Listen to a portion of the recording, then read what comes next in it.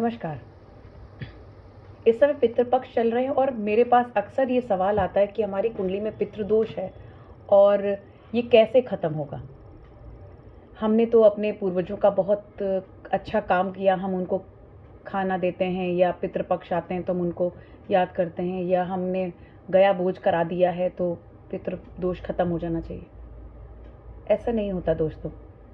पितृदोष काफ़ी बड़े दोषों में माना गया है और ये दोष कई कई पुश्तों को, अगर ये खराब या पुश्तों को बर्बाद करने का दोष मादा रखता है। ये दोष पितृ दोष किसी एक जन्म को लेकर के नहीं बनता। जब हमारे जीवन शैली बिगड़ती है, मैं तो इतना ही समझ पाई हूँ इन 10 सालों में अपने अनुभव में कि अगर जीवन शैली आपकी खराब है और धीरे धीरे आपके किए हुए कार्य धीरे धीरे आप पर ही गलत या सही असर डालते हैं, फिर ये योग हमारी कुंडलियों में परिलक्षित होने लगते हैं, दिखने लगते हैं और इंसान कई बार परेशानियों में घिर जाता है। तब वो पता करता है कि ये ऐसा क्यों हो रहा है, तो पता चला पितृदोष लग गया या कुंडली में पितृदोष दिखाई दे रहा है और ज्योतिषी ने बताया कि आप ऐसा ऐसा पूजा कीजिए। जी हाँ, गया में आप भोज करा के आते हैं, वो बहुत बड़ी जगह है। कुछ लोग गया जी जाते हैं, कुछ कुरुक्षेत्र की तरफ जाते हैं लोग। वो दोनों ही ऐसी जगह हैं जहाँ पर आप अपने पितरों का तर्पण कर सकते हैं और उनके निमित्त जो भी आप दान और दक्षिणा करना चाहें वो आपकी अपनी इच्छा है। आकर के आप कितने लोगों को खिलाते हैं, भोज कराते हैं, वो भी आप पर निर्भर है। पितर आपके खाने नहीं आते। पितर और भगवान किसी का खाने नहीं, सिर्फ मन देखने आते हैं, आपकी भावना को देखते हैं। तो आप लोग इन कामों के को जो आप लोग करके आए हैं या आपने किए हैं, गया किया हो, उसके बाद भी पितरों के निमित्त आपको कुछ ना कुछ करते रहना चाहिए। जैसे कि कुछ इंडिकेशंस मैं आपको बताऊंगी कि अगर आपके घरों में ये इंडिकेशन है तो आपकी कुंडलियों में पितृदोष का होना कोई बड़ी बात नहीं होगी। जैसे कि आपके घर पे बहुत सीलन आती है और आप सीलन से परेशान, और बहुत बार ये उपाय कर चुके हैं सीलन का हटाने का, लेकिन सीलन जाती नहीं। नंबर 2, कई बार आप देखते होंगे लोगों में घर में इकट्ठे हैं सारा परिवार वाले लोग, और तो लड़ाइयाँ हो जाती हैं और जैसे ही लोग दूर दूर चले जाते हैं शांति हो जाती है। आप देखते होंगे घरों में कई कई शादियाँ नहीं हो रही हैं, कई कई साल हो गए, लोग बहुत 30-30, 35-35 साल के होने को आ गए और वो शादियाँ नहीं हो रही हैं या परेशान हो रहे हैं शादियों से कि कब होंगी। तो ये एक एक चीज़ जुड़ती जाती है माला, और कई 2-3-4 चीज़ें अगर आपके घरों में दिख जाएं तो ये समझिए कि कुंडली में या चार्ट में पितृदोष हो सकता आ ही जाए। कई बार देखा गया है बच्चे होने में समस्याएं आ रही हैं। अगर बच्चे हो गए तो उनको आगे बढ़ाने में, अच्छे पढ़े लिखे हैं लेकिन उनको अपने लेवल की नौकरियां नहीं मिल रही। कई बार आपने देखा होगा कि आपके घर के आगे पानी बहुत भरता है, आप लाख जतन करते हैं लेकिन आपके घर के आगे आकर के पानी जमा हो जाता है। आप बार बार घर तो नहीं बदल सकते हैं, और पितृदोष वाले लोग घर बदल पाना भी बहुत उनके लिए मुश्किल हो जाता है अगर पितृदोष लगा है। ऐसे घरों में कई बार ऐसा देखा गया, ऐसे घरों में आपके साथ साथ एक ऐसी एंटिटी भी आपके साथ रहती है जो आपको पता ही नहीं है, और वो आपको फोर्सली आपसे ऐसे ऐसे काम करा देती है जो आप नॉर्मली करना नहीं चाहते। कई बार कई लोगों को तो पता ही नहीं होता कि वो क्या कर जाते हैं, क्या बोल जाते हैं, और बाद में कहते हैं मैं ऐसा करना नहीं चाहते थे, पता नहीं ऐसा क्यों होता है। माफ कीजिएगा। कई बार ऐसा देखा गया है कि आपके घर के आसपास पानी का स्रोत है, कोई नल, सरकारी नल है या कुछ भी ऐसी चीजें जो आपके चंद्रमा को खराब करती हैं, और ऐसे योग इन कुंडलियों में मिल जाते हैं जिसमें राहु केतु एक साथ नहीं, माफ कीजिएगा, राहु शनि के साथ बैठ जाएं और केतु भी कभी कभार शनि के साथ बैठ जाएं तो आपकी नौकरियां लगने में मुश्किलात कर देते हैं ऐसे योग। कई बार सूर्य को ये ग्रहण लगा देते हैं, सूर्य चंद्रमा के साथ बैठ जाएं, राहु और केतु में से कोई एक ग्रह, या घर में गुरु का स्थान या घर में गुरु की जो दशा है वो आपकी कुंडलियों में बहुत कमजोर हो, तो मानकर चलिए कि ऐसी शक्तियां, ऐसी पराशक्तियां आप पर असर जरूर करेंगी। कई बार ऐसा देखा गया है कि लोग सुनते हैं कि हमें अपने घर जाने का मन नहीं होता, हमें लगता है हम घर से बाहर हैं उतने ही खुश हैं, जैसे ही घर जाने का नंबर आता है हमारा मन नहीं होता, क्योंकि वहाँ पर वो एंटिटीज आपसे वो चीज़ें करवा रही होती हैं। आप घर में शांत या प्रसन्न नहीं होते। लोग घर में आकर के शांति का एहसास करते हैं, पर ऐसे लोग घर से भागते हैं जिनके घरों में पितृदोष जैसी समस्याएं होंगी। उन्हें बाहर अच्छा लगेगा, पर घर आने का नाम लेते ही उनकी दिल में अजीब सा डर भय पैदा हो जाता है, क्योंकि घर में नॉर्मल होता ही नहीं कुछ भी।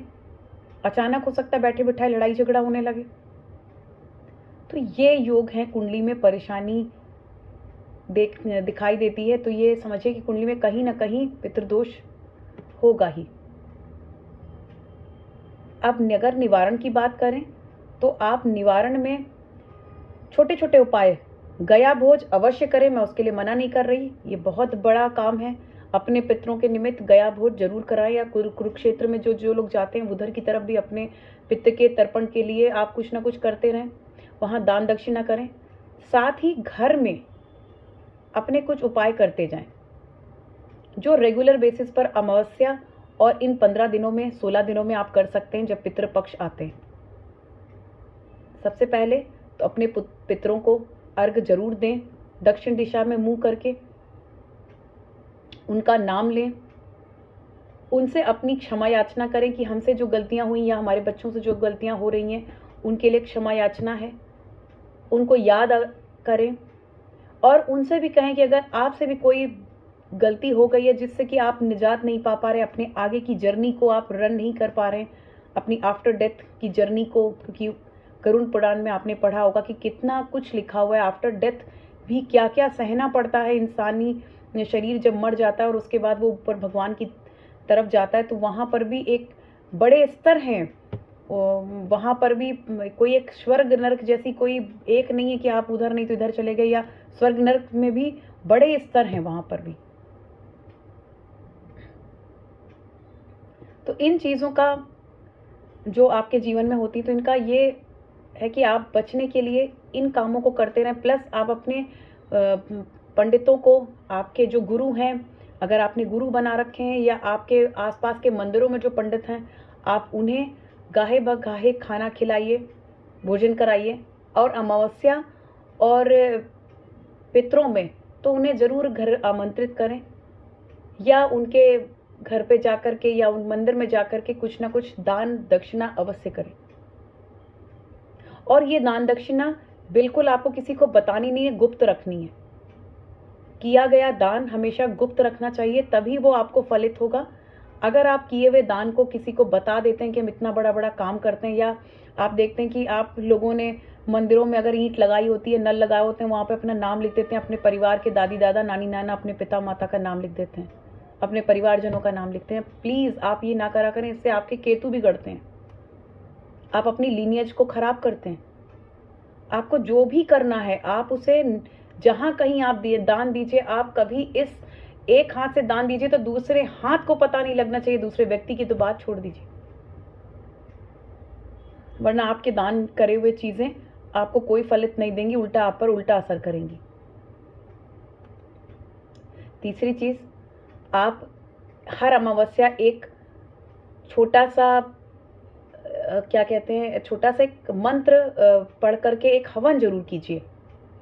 मंत्र गुरु का हो सकता है, ओम ग्राम ग्रीम ग्रोम सह गुरुवे नमः का जप 108 बार हल्दी की माला के साथ करते हुए आप एक हवन जरूर करें। हर अमावस्या कर सकते हैं, साल में एक बार आती है, साल में हर महीने एक बार आती है, माफ कीजिएगा, तो हर महीने एक बार इस हवन को अवश्य करें घर पे।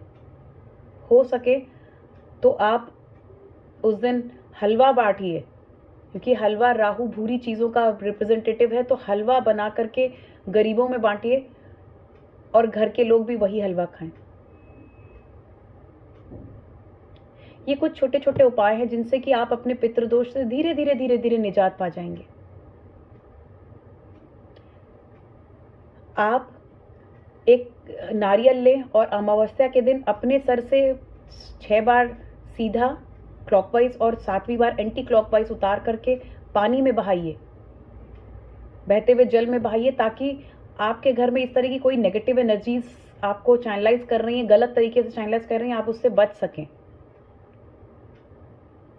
क्योंकि आपको तो पता नहीं है, वो एंटिटीज अपना काम करती रहती हैं, वो ऐसी एक्टिवनेस में लगी रहती, क्योंकि वो ऐसे लोग हैं जिनको शरीर चाहिए, पर उन्होंने अपने जीवन में बहुत गलत कार्य किए और उन्हें अब शरीर नहीं मिल रहा है, उन्हें वहाँ प्रताड़ना मिल रही है और वो पूरे दुनिया में भ्रमण करते रहते हैं। उनके लिए ये नहीं कि उनके लिए कोई अलग जगह बनी है, जो मरे लोग हैं वो कहीं और रहते हैं, नहीं, आपके पितृ भी हो सकते हैं जिन्होंने अपने जीवन में बहुत गलत कार्य किए, तो उन्हें अब शरीर नहीं मिल रहा है और अपने ही घर में वो परेशान कर रहे हैं लोगों को, ताकि आप लोग जान सकें कि आप ये परेशानियां आपके जीवन में आ रही हैं, तो आप उनके निमित्त कुछ अच्छा काम करें ताकि उनको जीवन मिल सके, वो नया जीवन और नई काया में आ सकें। क्योंकि मरने के बाद हर आदमी को अपनी काया की ज़रूरत होती है, क्योंकि उसके बचे हुए कर्म जब तक उसे काया नहीं मिलेगी वो उसे पूर्ण कैसे करेगा। अच्छे कर्म हैं तो भी, क्योंकि उसको भोगना है, अच्छी चीज़ें भोगनी, और बुरे कर्म कर रहे तो कर्म काटने आना है उसे अपने, तो वो कहीं ना कहीं दुख देते हैं आपको। और ये दुख इसलिए नहीं है कि आपको तकलीफ देने आपके पितर आते हैं, वो इसलिए हैं कि आपको बताने आते हैं कि मुझे परेशानियां हैं, मुझे ऊपर आगे की जर्नी मेरी हो नहीं पा रही है, इसलिए आप अपने निमित्त, मेरे निमित्त कुछ काम करते रहिए ताकि मेरी जर्नी आसान हो और मुझे काया मिल सके। और आप अपने पितरों के ऋणी हैं, क्योंकि आप इस दुनिया में उनकी वजह से ही आए। आपके दादा नानी, दादा दादी, नाना नानी, आपके माता पिता, इन्हीं के होने की वजह से ही आपका जीवन इस दुनिया पे, धरती पर है, या आपका नाम है। तो इस बात के हम सबसे बड़े ऋणी हैं कि हम दुनिया में आए हैं तो वो अपने पितरों की वजह से आए। और एक यही एंसेस्टर्स नहीं कि दादा नानी, नाना नाना, आपकी पूरी एंसेस्ट्री इसी पर डिपेंडेंट है। आपकी पूरी लिनियज जो है, आप तभी आए हैं कि अपनी लिनियज आपके ऊपर उनका एक तरीके से कर्ज है, जो कि आप इन 15-16 दिनों में पूर्ण करते हैं। इन दिनों मिले हुए अर्घ से, जल से, हालांकि पितरों को वहां पर कपड़े और काया ही नहीं तो कपड़े क्या करेंगे, या पेट नहीं है तो खाना क्या करेंगे, शरीर ही नहीं है तो खाना पीना क्या होगा, लेकिन नहीं, आपकी भावनाएं वहां तक जाती हैं कि हम आपके निमित्त ये काम कर रहे हैं, तो उनका भी आगे का जीवन सरल हो जाता है। इसलिए मैं कहती हूँ ये कुंडली में जनित योगों से बना हुआ पितृदोष है, ना कि आपने अपने माता पिता का अंत्योष्टि या अंतिम संस्कार अच्छे से किया है इसलिए ये योग बने, इसलिए ये मतलब योग बनने नहीं चाहिए कुंडली में, ऐसा कुछ नहीं है। अगर कहीं गलत कार्य, अनैतिक कार्य किसी ने भी किए हों, आपके पूर्व जन्म में आपने करके आए हैं, तो आपको भोग करना ही पड़ेगा। क्या पता आपके एंसेस्टर्स अच्छे थे और आपके ही भोग इतने खराब थे पिछले जन्म के कि आप उसे काटने और भोगने आए हैं, आपको काया तो मिल गई, लेकिन आपके पिछले कर्म इतने खराब हैं कि आपको अच्छा जीवन नहीं प्राप्त हो पा रहा है। बच्चे की जगह बच्चे नहीं मिल रहे, शादियां हो रही तो टिक नहीं रही हैं, परिवार एक सम्मिलित नहीं रह पा रहे हैं, या ऐसी कोई नेगेटिव एनर्जीज आपके आसपास चैनलाइज रहती हैं, आपको आगे नहीं बढ़ने दे रही हैं। आपको अपने जीवन में एक जो जिस तरीके की आपने पढ़ाई करी है उस लेवल पर लोगों को बैठने नहीं दे रही, कि ये आप बार बार अपने एग्जाम्स में फेल हो रहे हैं, जबकि कहीं कुछ नहीं है, आपके पढ़ाई लिखाई में कहीं कमी नहीं, लेकिन आप जब एग्जाम्स में बैठ रहे हैं तो आप उसे क्रैक नहीं कर पा रहे हैं। आप बच्चे की समस्या आती है तो बच्चे होने में भी लोग रिपोर्ट्स तो नॉर्मल हैं और बच्चे नहीं हो रहे। शादियां बार बार हो के टूट रही हैं, या होते होते टूट जा रही हैं, या शादियां ही नहीं आ रही हैं, या रिश्ते ही अच्छे नहीं मिल रहे।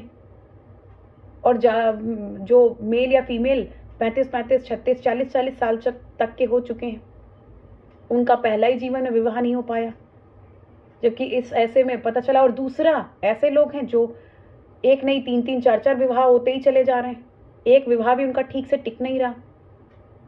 हालांकि अलग अलग कुंडी के योग हैं, हो सकता है ऐसे योगों में आपको पैसे की कमी ना हो, या कहीं पर पैसे की इतनी कमी हो कि आदमी लाचार हो जा रहा है, कहीं पर पैसे की कमी नहीं है पर वहां पर बीमारियां इतनी है कि सारा पैसा बीमारियों में निकलता चला जा रहा है।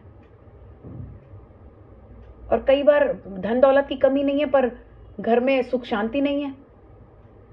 तो ये योग है पितृदोष को जितना जल्दी से जल्दी हो सके आप उसे जान गए तो संभालिए, अपने पितरों से निमित्त उनके लिए उनसे क्षमा प्रार्थी रहिए कि हमसे कोई गलत कार्य ना होए और आगे आपसे जो हुए हों उनके लिए मैं हूँ जो आपको इस इस परेशानी से निकालूंगा। जैसे कि आपने भागीरथ की कहानी सुनी होगी, उन्होंने अपने पितरों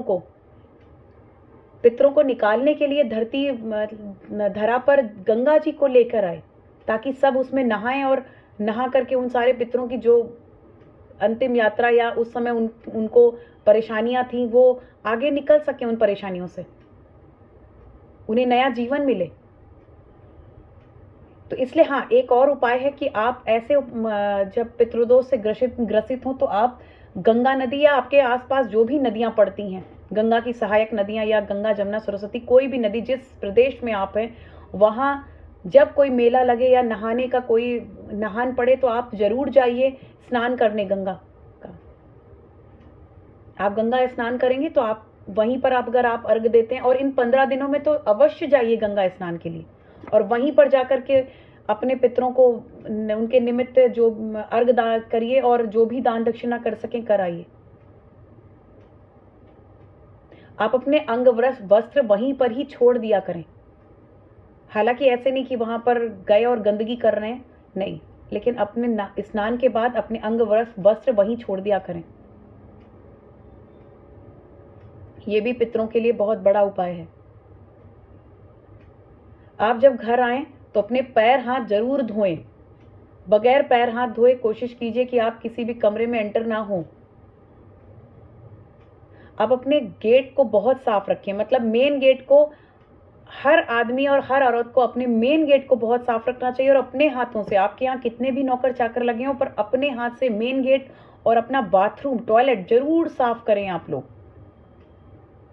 अगर आप अपना टॉयलेट साफ करते हैं तो राहु बहुत मजबूत हो जाएंगे, अच्छे काम करने लगेंगे। अगर आपकी कुंडली में राहु बहुत खराब है, आप अपने घर का कोई भी व्यक्ति टॉयलेट साफ करने के लिए किसी नौकर चाकर को मत ढूंढिए। ये बहुत बड़ी रेमेडी है आपको इससे निजात पाने के लिए। और अपने घर में अगर आपके यहाँ बहुत ज़्यादा ऐसा है कि सीलन है, तो सीलन से बचने के लिए आप अपने घरों को सीलन से बचाने की कोशिश करें। वहां पर कुछ भी जो भी हो सकता है वो काम करें आप, ताकि सीलन आपके घर से जाए। फटे पुराने कपड़े ना पहने। फटे कपड़े अगर आप पहनते हैं तो ये भी आपके शुक्र को खराब करेगा, माफ कीजिएगा, शुक्र को खराब कीजिएगा और करेगा। और आपकी और फटे पुराने जूते ना पहने, वो आपके शनि को खराब करेंगे। तो अपने ग्रहों को अपने ही रहन सहन से आप ठीक कर सकते हैं। गाहे बगाहे जब आपका मन हो, एक काला छाता गरीब व्यक्ति को अवश्य दें। शनिवार के दिन पुराने चप्पलों को बाहर निकाल दें, फेंक दें।